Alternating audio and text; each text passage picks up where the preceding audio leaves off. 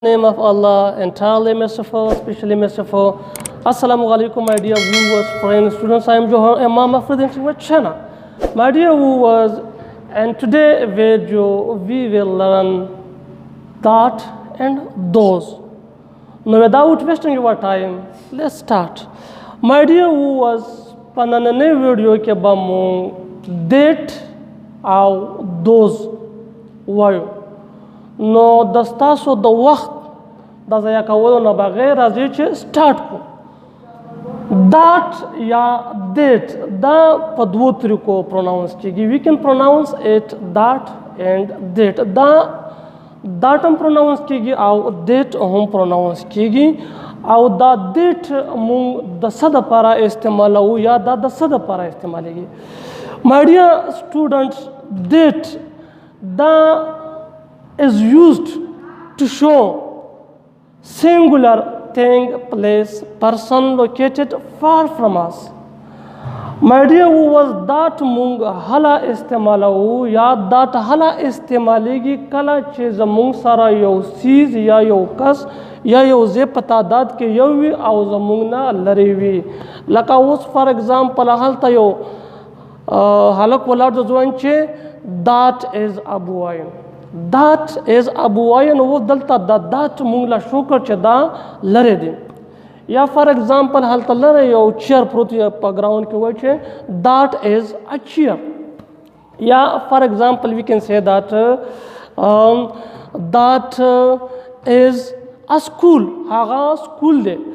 نو د مثالونو نه به تاسو له پته لګېدلی وي چې دیټ مونږ د سینګولر سیز زه او د پرسن د شخص د لپاره استعمالو کوم چې زموږ نه لري بل پوینټ نوٹ کوي چې دا دیټ چې کوم دی دا دلته زموږ سره مونږ یې په پروناون سینس کې پیش کوو لکه دا مونږ چې کوم ډیفینیشن د ده کوو دا دلته پروناون دی او دلته ورته مونږ بیا ډیمونسټریټیو پروناون وایو ښه او د دیټ سره چې کوم دی لګېږي ایز لکه په دې اگزامپل کې that is a boy, that is a school یا that is a chair نو my dear students دا پوینټ د ځان سره نوٹ کوئ چې کله تاسو د یو څیز لا اشاره کوئ او هغه له تاسو نه لرې وي نو او سینګولر نو دیټ به استعماله اوس راځو دوز لا my dear اوس دوز چې کوم دی دا هم دلته په پروناون سینس کې دی په پروناون فنکشنز کې دی او دا هم د لرې سیزونو ځایونو او کسانو د پاره استعمالیږي خو چې پلورل وي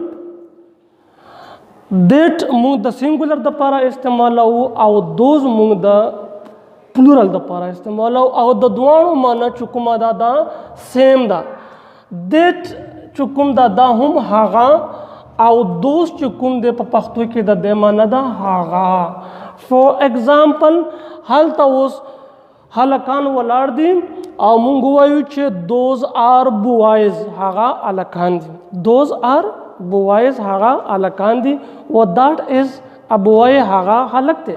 نو دلته کې که تاسو اورېدلی وي د دوز او د دیټ د دواړو معنی هغه ده خو فرق پکې څه دی چې دیټ مونږ د سینګولر دپاره استعمالو او دوز مونږ د پلورل دپاره استعمالو بل پوینټ پکې دا دی چې د دوز سره به مونږ آر استعمالو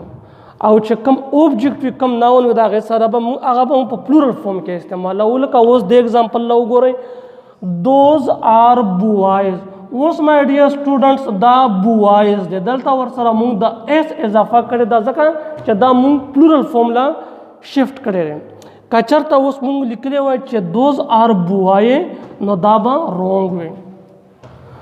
نو کله چې دوز استعمالوو نو ناون یا اوبجیکټ به دا بیا ورسره په پلورل فارم کې اوکې مای ډیر سټوډنټس نیکسټ ایگزامپل دی زموږ سره دوز آر سکولز هغه سکولونه دي اوس مای ډیر دوز هم هغه معنا ورکړه هغه سکولز دا اوس پلورل شو ځکه چې دلته ورسره د ایس اضافه شوې ده یا نیکسټ ایگزامپل دوز آر چیرز هغه کرسیانې دي نو مای ډیر ووز دا پوینټ د ځان سره نوٹ کوئ چې کله هم تاسو دوز استعمالوئ نو اوبجیکټ چې کوم لا اشاره وي هغه به په پلورل فارم کې وي او د دې نه علاوه چې کله موږ د پریزنټ خبره کوو نو ایز آر او چې کله د پاست خبره کیږي نو بیا به وز ور لکه فار ایگزامپل دات واز ابو وای هغه یو هلکو نو اوس دلته کې موږ د پاست ټینس استعمال کړو واز هم ولګو دوز آر سټوډنټس هغه سټوډنټان وو نو د دې نه دا کلیر شوه واضحه شوه چې دات چې کوم دی دا د سینګولر او چې لرې وي